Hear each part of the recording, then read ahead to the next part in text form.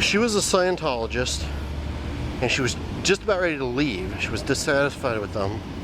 She had a minor car accident, and she went to a hospital. While she was, in kind of a bad condition, they took her out of the hospital. They went down and claimed to represent her. They locked her in what they call their Fort Harrison Hotel, and they played audio tapes of L. Ron Hubbard speaking over 17 days because they believed that was going to cure what was wrong with her. Over that 17 days, she dropped down to 95 pounds. She was completely dehydrated. She had cockroach bites on her hands and feet. She had puncture wounds in her face, on her back, bruises all over her body. And when she stopped breathing, they passed one real hospital, they passed a second real hospital, and they took her to a third hospital where a Scientology doctor was on staff. And she didn't live. She died. And her autopsy report and her autopsy photos are online. They've been lying to their members, telling her, oh, it was just some simple pulmonary embolism. It could have happened to anybody.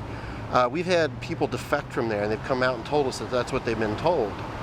And so we're out here educating them as well as the public that she didn't just have a pulmonary embolism. She died a horrible death. And she's not the only one who died. I mean, this guy here also died in the Fort Harrison. He had the skin boiled off his body. Nobody knows why or how the hell that happened. Nobody's like really researching? Well, I mean, the police show up and nobody talks to them and explains like what's going on. These is that just enough to? Well, actually, in her case, criminal charges were filed. And if you go online and you research her, they actually started like stalking and harassing the coroner. And the coroner finally changed the coroner report right before the trial, saying it could have been an accident. And the prosecutor went nuts. I mean, the prosecutor was really upset. However, the family still sued Scientology, and I don't know how many millions they got out of them for her wrongful death. But yes, there are incidents where Mark Headley is a former Scientologist out in California. He's written a book called Blown for Good. He actually tried to escape one of their compounds and was run off a highway, and they tried to drag him back, and the sheriff's department out there saw that, and they actually like interceded. And they actually had to rescue him from Scientologists. And these things go on all the time. And I don't know, and I don't understand why the government seems to be so afraid of these guys. This is essentially, there's almost nobody left. I mean, they got, there are more people in this organ than just these handful of people. But there's no new public coming in. I mean, the word is getting out. People are wising up. But we also have to make it safe for them to leave, because they have this practice called disconnection.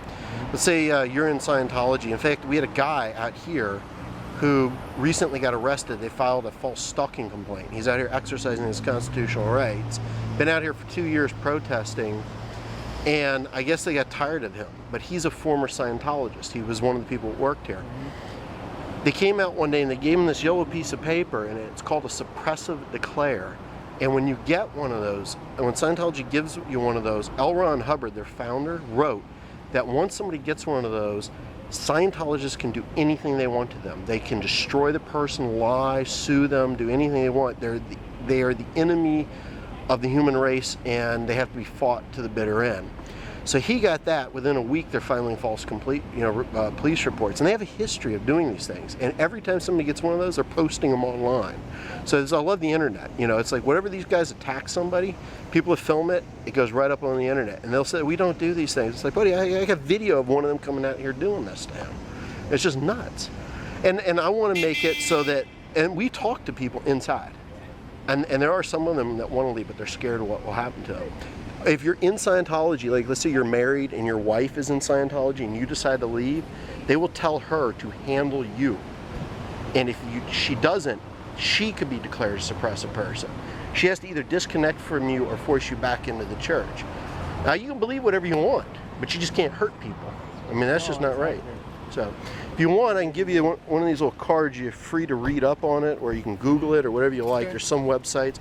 Feel free to check out their website too. I mean, look at both sides. But Yeah. it's a battle that, you know, I'm out here because I just don't like seeing people looking like this. I don't like seeing people who exercise their constitutional right to protest being targeted. It's not the right way to do it. So, all right, man, you have a good day.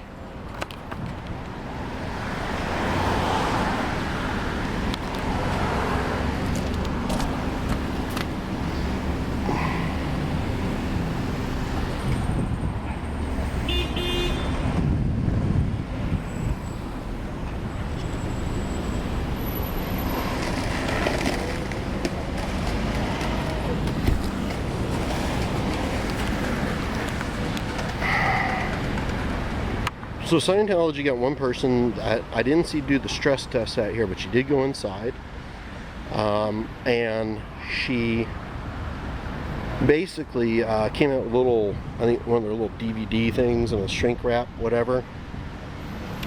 So Scientology got one person routed in today since I've been here. These other two young ladies apparently went in just for fun, I mean, this is it.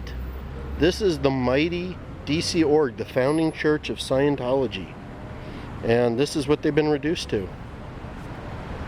Pretty wild.